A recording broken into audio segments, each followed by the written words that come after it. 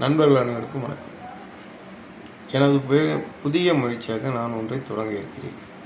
என்னவென்றால், இன்சூரன்ஸ் ஏற்கனவே நிறையா பேர் பைக் இன்சூரன்ஸ், அந்த இன்சூரன்ஸ், நிறைய இன்சூரன்ஸ் இருக்கிறது. Health insurance. நான் தொடங்க போகும் இன்சூரன்ஸ் என்பது ஏழை மக்களை பணக்காரர்கள் தத்தெடுக்கும் இன்சூரன்ஸ். அதாவது ஏழை இன்சூரன்ஸ் போடக்கூட சூழ்நிலை இல்லாதவர்கள், இல்லை விருப்பம் இல்லாதவர்கள், அவர்களுக்கு பணம் வசதி கொண்டவர்கள் இன்சூரன்ஸ் செய்து கொள்ளலாம்.